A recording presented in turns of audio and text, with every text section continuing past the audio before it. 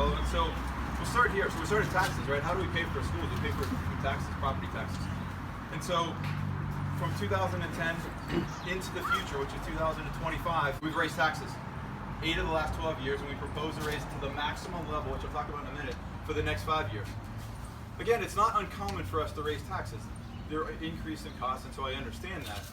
But to have to raise it for the next 5 years at the maximum level is concerning. What's more concerning is what the outcome is, or what's proposed from the actual budget standpoint.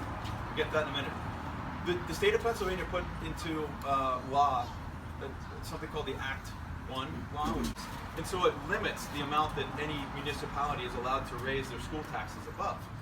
And so we propose this year to raise it at 0.8 mils.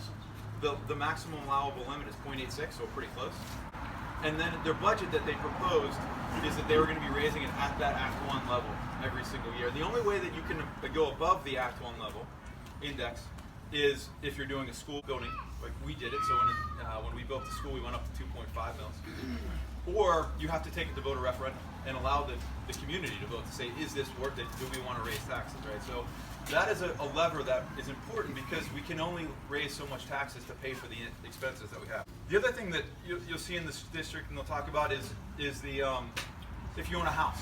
And they talk about, well, you only have to pay $20 a month extra every month. Well, my parents still live in the same house they bought in '74, and for their house, maybe I'm a little high on the number, but let's call it a $300,000 house.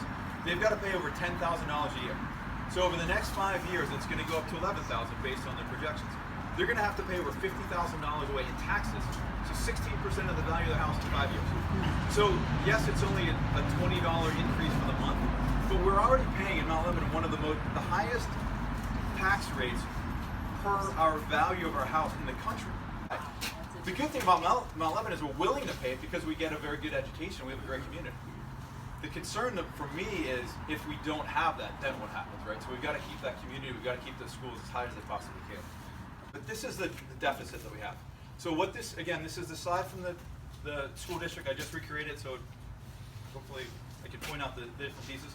So what's a structural deficit? A structural deficit is when you have revenues that are lower than your expenses, right? So you don't bring in enough money to pay for your expenses.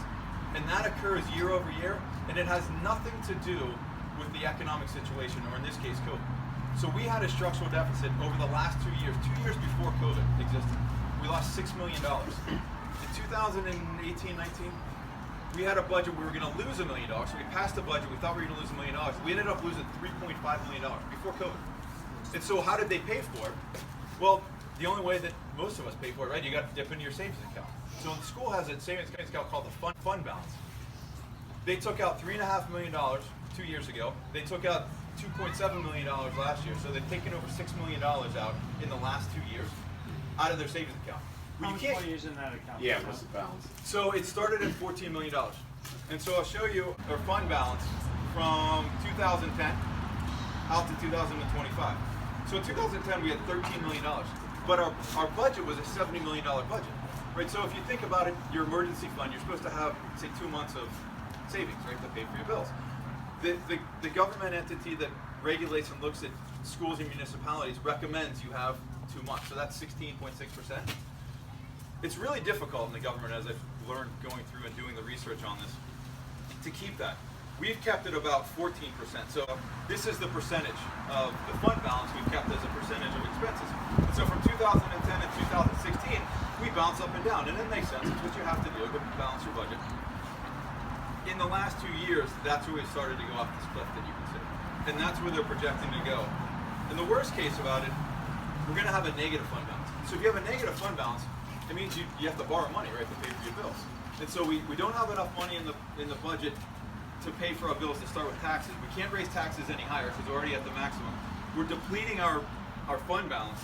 And so now what do? We have to go and borrow money somewhere, right? So we just did a refinancing of a bond this past year. We issued in 2020, which actually was a great, I think about a trade, just from the financial world. We had interest rates at historic lows. It made a ton of sense to do. And so I applaud the school district for doing that. I think they should have done it. The problem that they did, though, is if you look at this, so these are the different bonds outstanding that we have, and most of it is done because of the school. So we have the new school that was built. We've borrowed 132 million in bond issuance, and so you've got 2013 bonds, 2015 bonds, 2017 bonds. So the different colors represent the different bonds. If you look at this green one here, you can see consistent monthly payments, right? So that's principal and interest. Right.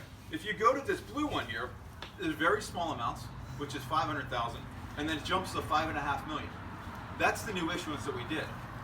The savings that they did, they front loaded and they took it and they had to put it in the budget because they don't have any money to pay for the deficit that we've incurred. So it's just another thing that's limiting our ability to go out to the market and borrow against it.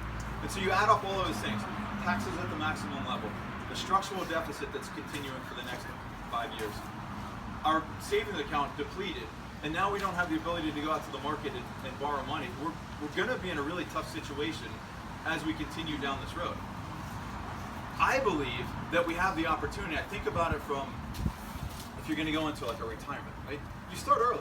You start saving money, and every year when you're looking at your retirement fund, you make adjustments depending on how the markets move. Whether it has increases, decreases, you might be over concentrated in a certain area, you diversify out.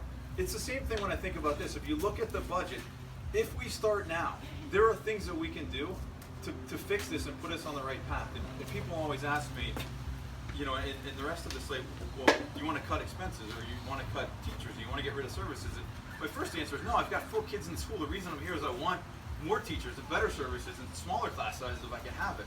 I also understand that there's a fiscal piece of it, right? And you have to know how to do that. And so